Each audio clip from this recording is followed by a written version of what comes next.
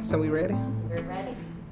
So my name is Brenda Hyde. I'm the Assistant Director with Southern Echo. I've been working with Southern Echo for about 29 years. I started as an intern while a student at Jackson State University. Southern Echo is based here in Jackson. It's a leadership development, education, and training organization. We're fighting the racism that exists in all the systems, political, economic, education, and environmental. Our antidote to fighting that racism is community organizing and organizing the maximum number of people to be engaged in the changes that they desire and that they want to see for their communities. So when I talk about Mississippi, I like to set a context. So Mississippi has about a little over 2.9 million people. The racial makeup is about 59% white, about 37% black. Mississippi is still the poorest state in the United States. The other political landscape is we have a supermajority Republican legislature, and that's significant to know because we have a Republican governor, lieutenant governor, speaker of the House, a Republican Senate, and a Republican House. And so I think you have to understand those dynamics in which people are engaging in work. You have to know that there were two Mississippis, and they were separate and unequal. So this building and this work was formed to make two Mississippis, one Mississippi, or at least the Mississippi that we have today. I think we have this conservative, predominantly white Mississippi that has money and wealth and has been able to prosper and live well and has not been affected by anything. Mississippi is great, and they love it. They love that things don't go fast and it's not developed, and they prosper or profit off of the oppression that continues here. There is another sector of Mississippi, which is the majority of Mississippians, that is black, brown, and every other color, that is oppressed, that is left behind, that is liberal, that are movers and shakers, that want change, that love this place just as much as the other side, but also have a love-hate relationship with this place. The issues that people are plagued with in the central region, the southern region, the northern region, is magnified in the Mississippi Delta. However, Mississippi Delta has about a little over 4 million acres of rich land. And so agriculture is still king in the Mississippi Delta. And one of the things that shocked me was the way that like our young people assimilate to folks, because it's a very binary state. It's just black and white. What I've seen is that a lot of young folks are asked to choose. Are you black or are you white? And it's a struggle to maintain that culture and that language. I've seen young people lose their Latinidad, right? Their cultural identity. There are two Mississippis. They're the people, and then there are the people in power. And we can't be faulted for what the folks in power do. It's like an intentional gerrymandering of our state. Like, they make sure they have their long-held access to power secure. Mississippi is the belly of the beast when it comes to white supremacy at every level and in every institution. You'll see it in the public education system. They just passed, of course, the anti-CRT bill that was widely supported in our Republican supermajority state legislature. The Daughters of the Confederacy wrote the textbooks or the school history curriculum in Mississippi until the 1970s or 80s here in Mississippi. Mississippi did not ratify the 13th Amendment, which abolished slavery, until 2013. Oh my God. We still have Confederate Memorial Day here in this state. It's the same thing in It's the paid. It's a paid state holiday. It's written in their constitution.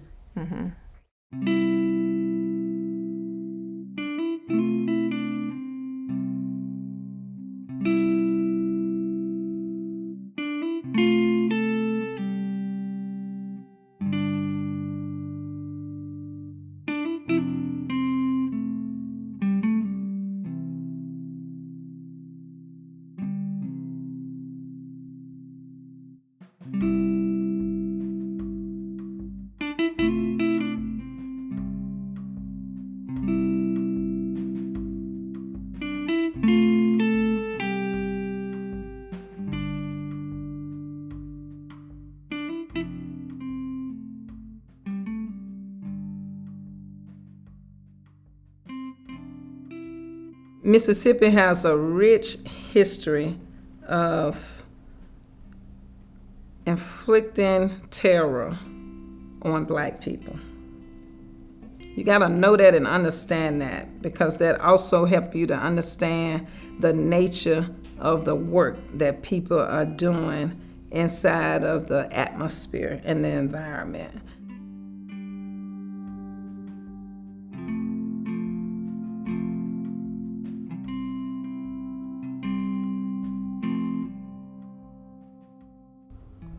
Tell me a little bit about Julian.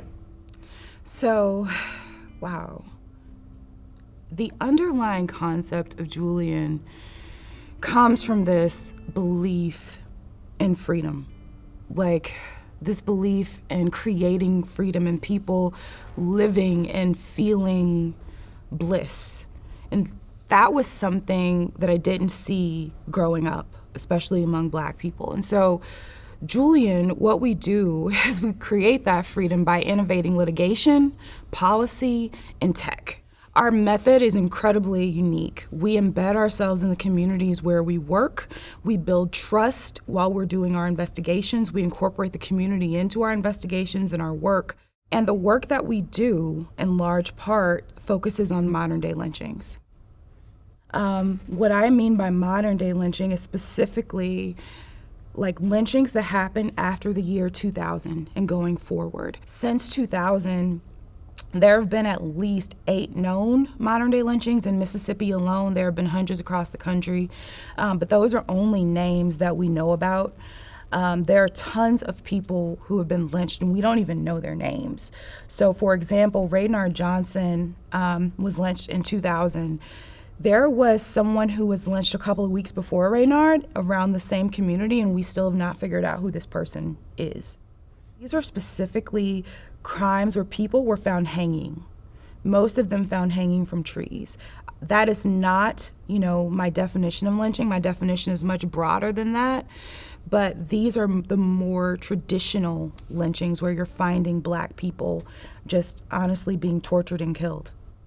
One of the biggest problems has been in these cases that DAs will not charge these lynchers even when they have the evidence. So what we're doing right now is working to create a new pathway within the law based on this kind of obscure and novel principle called prosecution by affidavit. So if we can create that precedent, then that could be a way to get justice in modern-day lynching cases dating back even before 2000, and in other types of injustices as well, where DAs just refuse to move forward and press charges when they know that the evidence is there. I think that understanding the layout of Mississippi is really important in understanding partners. Mississippi is incredibly spread out. You have like these towns, but then you have like these rural areas where most of Mississippi is incredibly rural. There's a lot of land that's not even developed. And those rural areas is where a lot of these crimes happen. So we specifically work in the areas in between. I'm from, one of those places that most people forgot about. I live out in the damn country, out in the sticks, and that's where I grew up. My vision is like for Julian to have this incredible, innovative campus where we can have our grassroots army headquartered, to where if something comes up, then we already have the formation, we already have the strategy that these people are trained non-violently to respond to these things, just like during the civil rights movement. To have a state where you don't have DAs who are holding up justice, where they're actually doing their jobs, but where civil rights attorneys can have more agency in getting justice, to getting criminal charges in these cases. My vision is to have a completely organized state where even in the sticks, even in the backwoods, people know what's going on, where we have a system that counters the propaganda that people are getting in the news. When you come out of a legacy of terror and fear, when you're trying to create and make changes that improve the quality of life of people, what you find is when you can get Black people to make a presentation at a school board meeting or a board of supervisor meeting or a city council meeting, when you can get them to make a presentation, to stand there, lift their voices to people who don't necessarily look like them, white people in particular, see, that's a success for us and for those people, because we know how much it has taken to get people to enter that room and to stand up and lift their voice.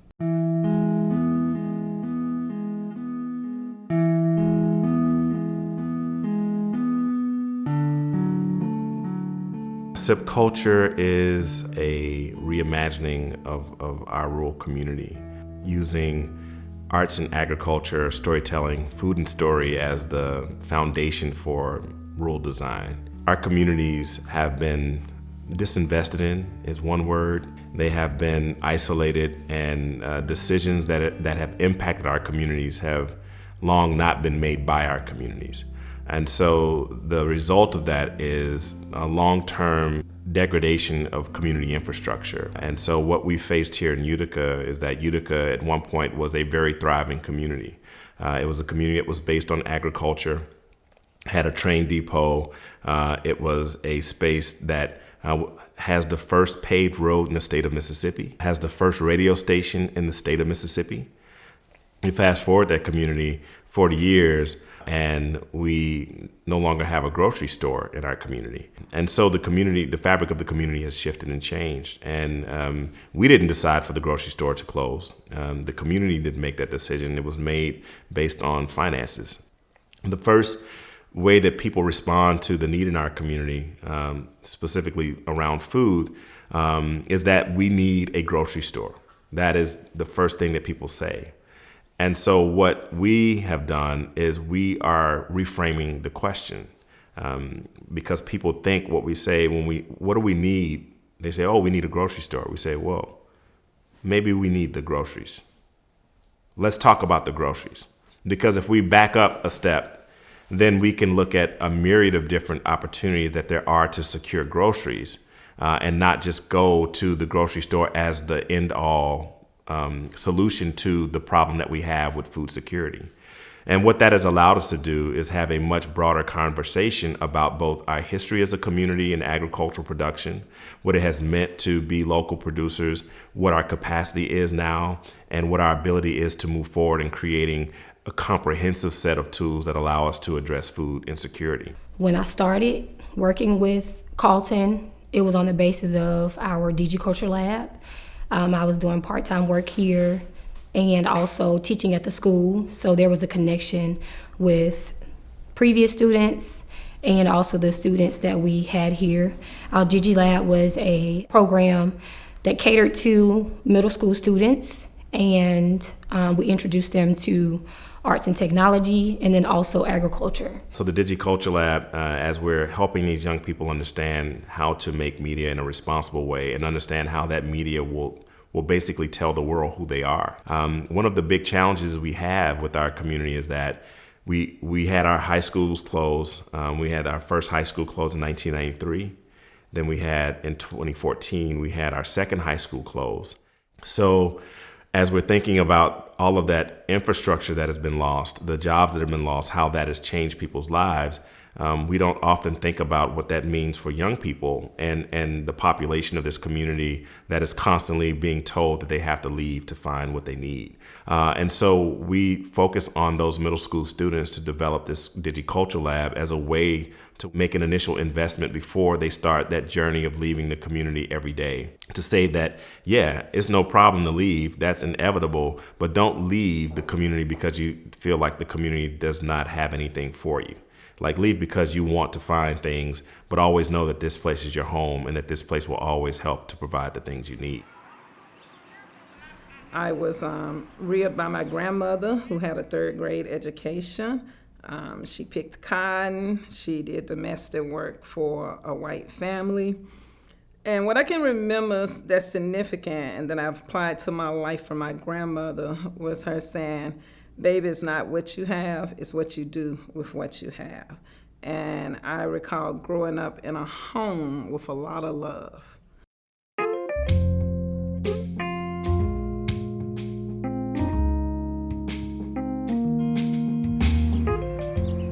I think about Nollies as a village when we work with children. I am now 4 generations into this community. You will talk to Kamisha Smith later on. She's our youth coordinator. I met Kamisha when she was an arm baby in her mother's arm, because when we first started our program in 1994, we served teen parents with young babies. And Kamisha's mom was a teen parent. She used to walk around with this little girl in her arms, and all you can see with these big eyes. I'm not sure how many child care centers catered to that specific audience, but my mother was fortunate enough to receive child care from Ellen and Helen, who at the time saw a need in a community for a child care center. We run year round, but specifically in the summer it's like more intense, kind of a training institute for students through our youth leadership and development program. When the mothers or the fathers aren't there, we become local parenti, we as a staff here, because we're building leaders inside of this community. We're building young people to have a voice, to understand they have particular rights around education,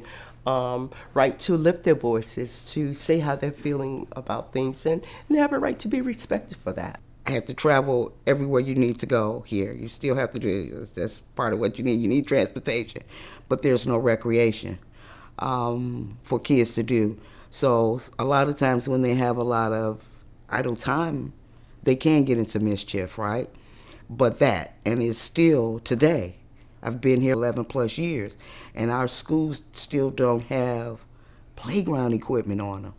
Corporal punishment is still legal in 19 states in the United States through public policy, because the federal government said that these are state rights. When we say to the state of Mississippi or the Department of Education, they say they are local rights. So in essence, the federal government kicks the can down the road, the state kicks the can down the road, and then the local government kicks the can down the road. But as Black and brown people, we're saying time is out. This must end.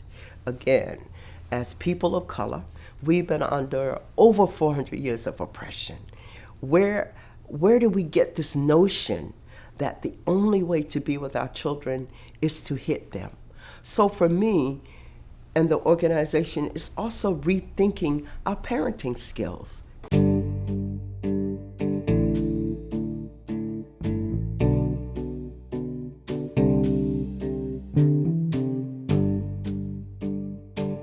Operation BID is a community-based organization that, when we started out, we just took a bunch of young men who have been on the other side of the law that, come from bad environments and things of that nature, and we took them away from that, try to show them a better way.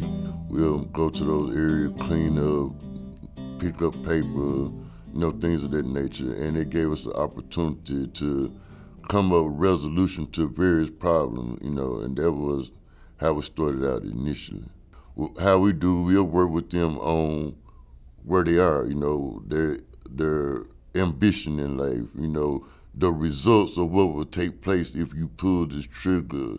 Talk about how the fact that, we don't profit off of the things that, you do with guns, because we have a real bad gun problem here in Jackson, So we just reach them in different ways, trying to get understanding with them to where they think before they pull the trigger, A lot of these communities are dilapidated, destroyed, no economic opportunities, period. So they eventually go from being this child with a lot of great potential to a straight killer, you know what I'm saying? And we see so many of that, so many of that. What I see for the future of Jackson is if we can continue moving in the format we're moving currently, if we get some people who, just wake up and realize that I can make a difference, you know what I'm saying? If I try, even on the political level, they realize that God grant me this opportunity to be in this position, you know what I'm saying? What can I do to better the whole, right? And stop being selfish. We got to make sacrifice. And when they start doing things of that nature, then maybe we can move forward. The Mississippi Delta is in need of a whole economic overhaul. The people there they're beautiful people. In terms of culturally, people band together, families. The Mississippi Delta, some like to say it's a melting pot and a mixed pot, because now you have people that's coming from all over the world living in the Mississippi Delta.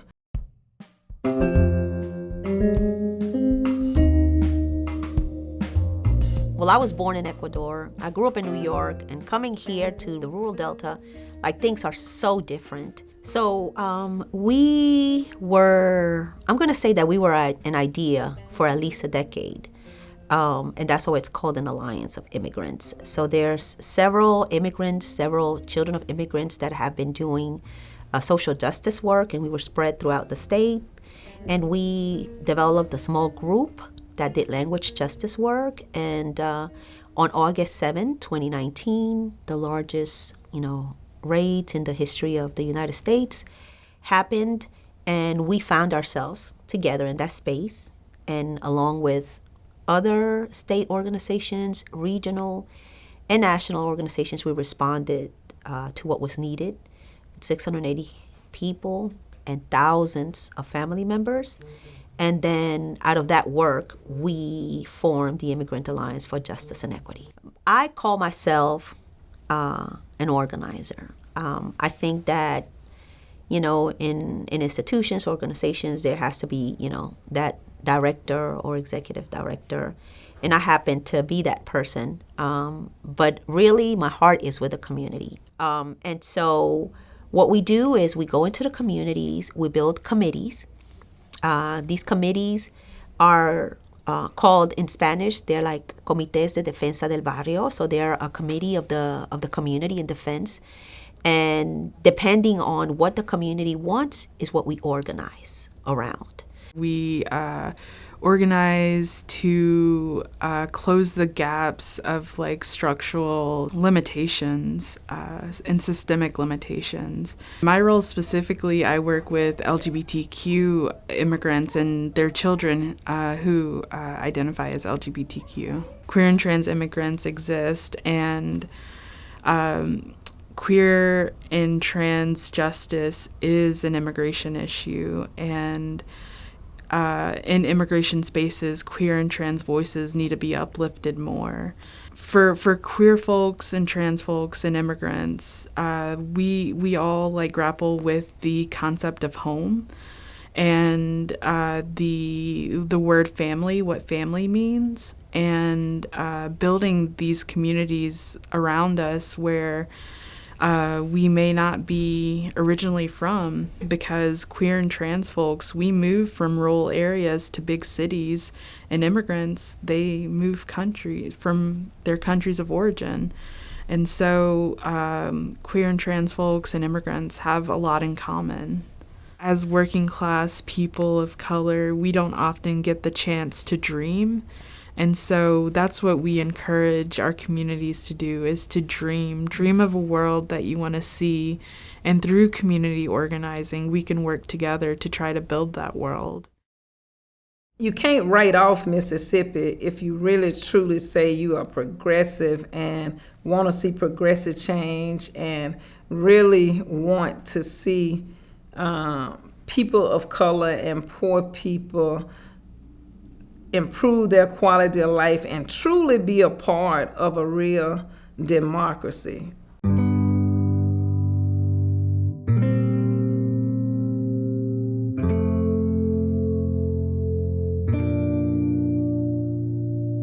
STEPS was formed in 2006 following Hurricane Katrina. At that time, it was a collaboration of approximately 40 NGOs on the coast and community leaders. And the idea was those folks came together to advocate for frontline communities in the Katrina recovery process because it was felt that they didn't have a voice in that process. And if there wasn't some advocate speaking up for them, that pretty much, as actually happened, that they wouldn't get the funding and the support that they needed to redevelop their communities. The community now has experienced easily 50 years of disinvestment, really starting back with urban renewal in the 60s, and then all of the disasters that have followed that, so 2 major hurricanes, including Katrina, then the BP oil spill, which pretty much decimated the fishing community, which was primarily Vietnamese and African American, destroyed the ecosystem, so basically that industry is gone. So now, literally, there's nothing left in terms of viable businesses in the community. If you were to have walked down Main Street pre-Katrina, there were around 57 different businesses just on Main Street, restaurants, small business owners, dry cleaners, doctors' offices. The bulk of those are now gone. So we feel like one of our roles at STEPS is to make sure that recovery process is equitable. And as a matter of fact, we're part of a movement called Gulf South for a Green New Deal. And one of our priorities in the state of Mississippi is to advocate for and develop an equitable recovery process. So one of the things that happened during Katrina was, or post-Katrina was, the Department of Housing and Urban Development had allocated $500 million to reconstruct affordable housing on the coast. And the powers that be were able to divert that $500 million to actually redevelop and expand the port of Gulfport with the promise that it was going to create 1,500 jobs. Well, we know everything nowadays is automated, and it's actually a leasing port. So they haven't met the jobs commitment, but there's absolutely no discussion around having them redivert those funding back to doing housing. So we just said, okay, somebody's got to do it. So we were fortunate enough to identify a parcel of land that was available for sale. Last December, we were able to acquire that property. We partnered with Hancock Whitney Bank to do that, and we're now in pre-development to develop 36 homes and a wellness center on that site. What some funders miss, I think they automatically assume if you live in a place that's surrounded by business that the people in that community benefit from it. The Imperial Palace, $1 billion property. Beau Rivage, the most profitable casino in MGM's entire portfolio, is right here in Biloxi. It's surrounded by beauty, but there's nothing in the middle. You cross those tracks in East Biloxi, it's going to be like a bomb went off. Nothing's there. And that doesn't have to happen. I think funders should also understand the essence of relationships and partnerships and working in collaboration with other groups and organizations. That is so key and so important because these systems that we are fighting, political, education, environmental, economic, these systems are 400 plus years old, right? And it's going to take all of us working together to try to dismantle these systems and to make them accountable to the needs and interests of people.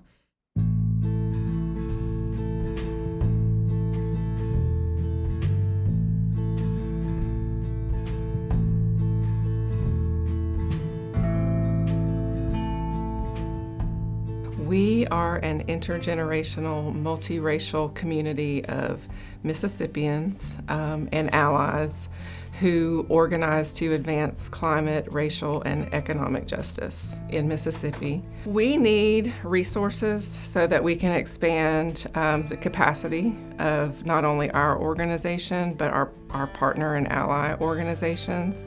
There are so many systems of oppression at work in Mississippi and we've been under-resourced for so long that we really just need resources with as little barriers as possible to getting those resources directly to communities that need them, to organizers who are of those communities, who can be in those communities and facilitate this organizing to build people power so that we can affect policy and institutional change. The people here know what they need. We know what we need to be safe. We know what we need to be healthy. We just need the opportunity to fight to make that happen. And the only way that we can do that is by building power from the grassroots up. Because the power structure in Mississippi is so entrenched and so well resourced that our power lies in numbers. Our former governor, Haley Barbour, is now a lobbyist for the second largest utility company in the nation, Southern Company, which operates Mississippi Power. Mississippi Power operates coal burning plants. Of course, those plants are placed in the backyards of low-income, predominantly Black communities where the coal ash is poisoning groundwater, and they're constantly raising rates on these same communities while enriching, the white male power structure.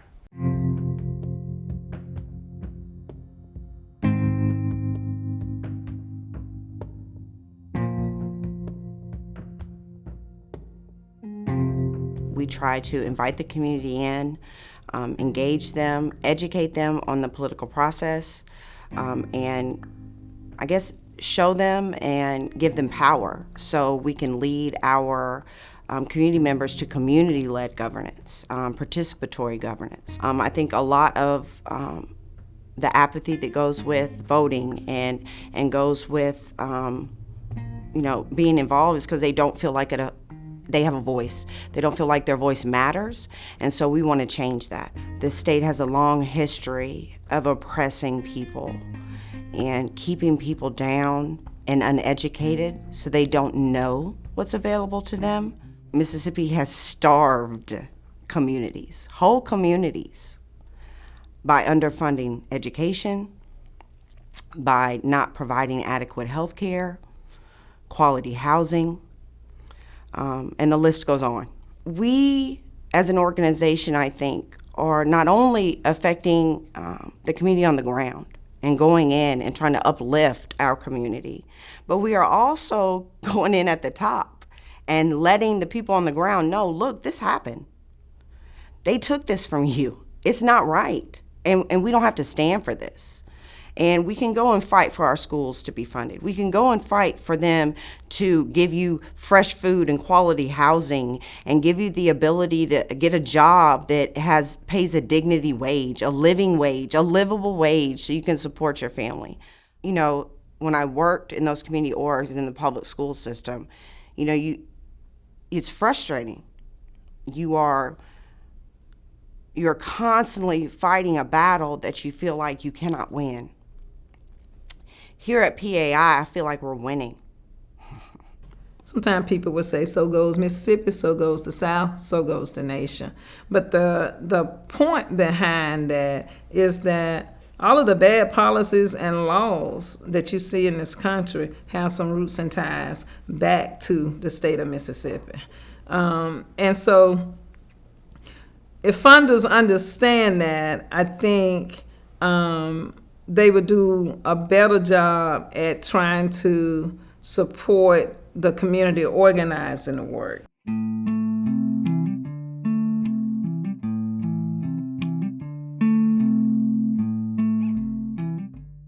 The story of OneVoice began with Hurricane Katrina. And OneVoice was born out of the Mississippi State Conference NAACP. And it was born during a time that was right after Hurricane Katrina, which was the worst storm ever to hit the Gulf region of the United States. And we saw such huge disparities in terms of services that were provided to underserved communities. Some of our big wins have been around making sure that schools receive adequate funding. Mississippi is one of those states where we do not have a right to public education in our state constitution. Our lawmakers came up with a plan in 1997 to fund public schools called the Mississippi Adequate Education Plan. And when you think about the word adequate, you know, it doesn't really, not something that you really want to provide to your children. Doesn't sound really exciting, but that is what they called it. And even with that name, that plan has only been funded twice fully. And so if you think about an adequate plan only being funded twice, you can imagine what type of education our public school students receive. Redistricting is critical to Mississippi right now. We have a severely gerrymandered congressional district, 2nd congressional district. Mississippi has one of the most antiquated election laws in the nation, probably in the world. We still have bans on people with felony convictions voting in Mississippi. We don't have no excuse voting or early voting. Community change will start first with local grassroots community. One of the things that we have been working on for the past few years is helping citizens to understand that when you participate in elections and civic engagement, that it's not just about electing a person and then going home. It's about really, fully participating in civic engagement, and that means going to your city council meetings, going to your board of supervisor meetings, going to your school board meetings, and fully participating in the development of policy that shapes your lives. I tell people all the time, it really means you kind of have to get another job that doesn't pay you. And people don't like it when I say that, but I'm like, you can't complain if you haven't been involved. And so you're gonna have to get involved now, because we can't have another natural disaster where families are abandoned and don't have water to drink for 3 weeks or can't flush their toilets. Families have to take control of their neighborhoods. And that's gonna start with us, one neighborhood at a time, one block at a time, really taking control of our streets, taking control of our neighborhoods, and taking control of our communities. Voting in 2022 should be easy to do, but it's not. Similar issues. Same with the Gulf Coast region. It's a lot of industry there. We have Ingalls Shipyard, which, builds ships for the military, right? A lot of paper companies. Some of the counties there in the Gulf Coast is flourishing. There's casino industry there as well, and tourism. But when you start really dissecting the counties on the Gulf Coast and you start looking where the Black people are, place like Jackson County, you see they suffer from the same type of issues.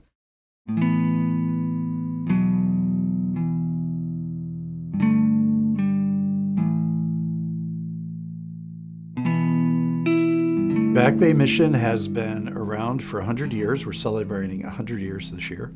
And actually, Back Bay started as a support for people that were fisher people, who were migrants and immigrants from Yugoslavia, eventually from Vietnam. It really started serving immigrants kind of before that was a thing, right?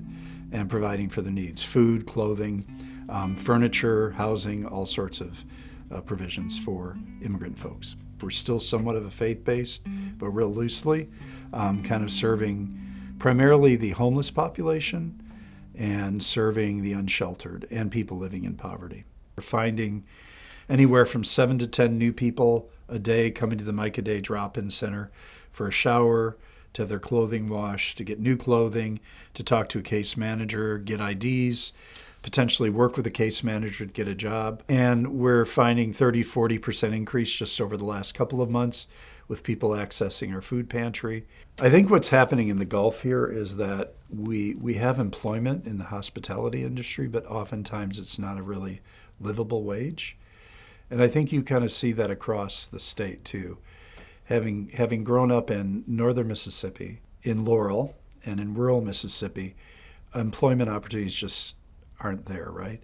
And yet these are where people. This is the place people want to live. This is their roots. This is their home.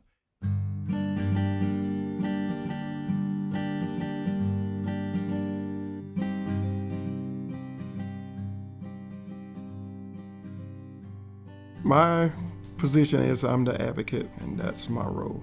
I advocate. We take on anything from someone may not being able to pay a light bill, or somebody's having a problem with some type of injustice or some type of policy that is not in line with our morals, our goals, and we just take it on and we fight it. You would go to some little communities, especially in the Delta, and they're 30, 40, 50 years behind. You still have raw sewage in yards, outhouses, and you would not think in 2020 that is going on, in the millennium. But we still have that going on in some communities here in the state. The root of it all is poor leadership. Even being a city official myself, like I said, we have to do more. We just have to do more. I mean, if there's a problem and you ignore it, it only gets worse. When you work from the bottom up, an impacted person knows that you're right there, like fighting with them. You're not standing behind or far off. You give them the energy to fight, because sometimes people feel like you can't fight like an army by yourself, but if you got power in numbers. So we feel like if we bring the impacted people in and make sure they're heard on our platforms, politicians don't get to speak. It's impacted people that get to speak. If you're impacted and the politicians hear you rather than hear me, then you'll get more bang for your buck in my world. That's the way I look at it.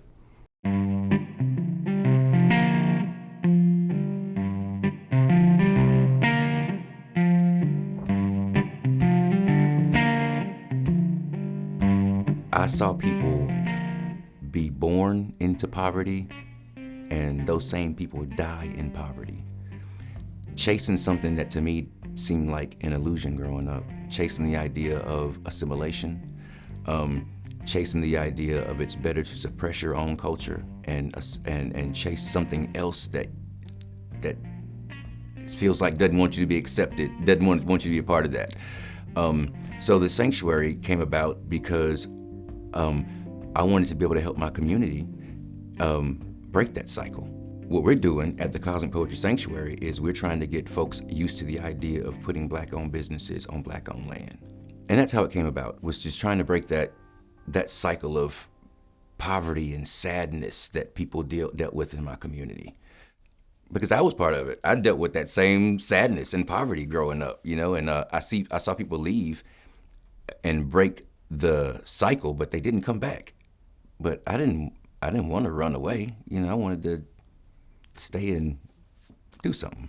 My thing as an artist is I take in information and I give it back to people in a form that they can digest it or understand it a little bit better. It goes down easier. I can even make it fun, entertaining the way I do it, and a good artist can. And art tastes better than just straight information and struggle and pain. if you can feed yourself, then it gives you more control over your own life. If you can make sure that you have access to clean water, you have access to shelter, you can provide these things for yourself and your community, it makes it a safe place. You don't have to you don't have to depend on outsiders to support you. So that's one thing with building our confidence. And then we do all kinds of stuff at the sanctuary. We're not limited by, we have a motto, you're only limited by your imagination, you know? So we do everything out there. We farm oysters. We take people out to show them the oyster farms. We do workforce training programs about oyster farms. So we give people a lot of tools, and we make sure that that they feel confident about being able to push back against a system that hasn't supported them for a long time. We need access to recreational spaces. We need access to places to learn about the landscape so that folks aren't dependent on Walmart and the chain grocery stores to feed us. I want a Mississippi where every child, regardless of their skin tone, receives a top-notch education in a school building with top-notch technology, whose walls are not crumbling, whose roofs don't leak. I want a Mississippi where every Mississippian has access to fresh, healthy food. And if they want to grow their own food, they can do that and don't have to worry about, is the ground that I plant this seed in toxic? Is the water that comes out of my sink, is it going to poison me and my kids? I want a Mississippi where everyone, regardless of their skin tone, can afford a safe place to live, where they don't have to worry about being harassed by police or being put in jail because they're at the wrong place at the wrong time in the wrong neighborhood and being sentenced to 20 years or more in Parchman Prison. I want a Mississippi where if you need to go to the doctor, you can go to the doctor and you can get medicine. And if you're pregnant, you can get the care that you need and you don't have to worry about if you're gonna live or if your baby's gonna live. So we don't lack greatness. We don't lack intelligence. We don't lack ability. Our people have it. What we lack is money, resources, and the fact that everyone forgets about us. If there's an emergency, they're going to highlight Texas with the water crisis, right? Texas and Louisiana. What about us? We were without water for months. Months. That was not in the national news. We were without water for months. And so what we want funders to know is that we need that attention to build that strong infrastructure. And if we want to do it right, I'm gonna talk organizer lingo, is that we have to build at the speed of trust. Sometimes funders find their darling group or organization and they want to pour all of their money or most of their money into their darlings. But I'm here to tell you, it's going to take a whole lot of darlings in order to dismantle these systems of oppression.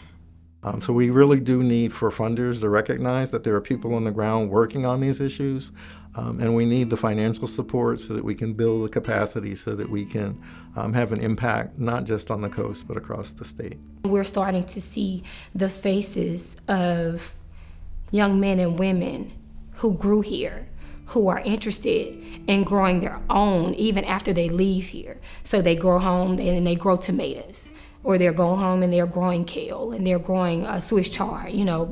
I never ate Swiss chard until I started working here, and I love it. One of the main reasons why I do this work is just remembering that I stand on the backs of all of the civil rights workers who, led the path for me here in Mississippi with their blood, sweat, and tears over the years.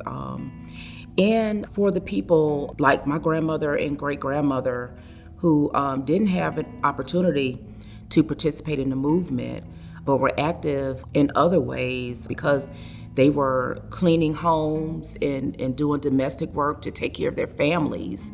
They paved the way for us to be able to do this work because we had homes and had food and had clothes on our back, and they made the sacrifices for us to be able to be here. So that's why I do it. What I can see in 50 years is the same, us being in the exact same place we are now with these other cases if we don't do shit. And so that is one reason why like what we're doing is so imperative. Because like we have seen the history, we've seen the trajectory of this, and we've seen where it's going. State of Mississippi, it's gonna take some time. Sometimes you take 2 steps forward, you may take 1 back, then you may stall, but we're not gonna quit fighting until we get Mississippi to the forefront of where we need to be. If you're really interested in long-term systemic change, then it has to be an investment in the people. And community organizing is about the people. It's about the people.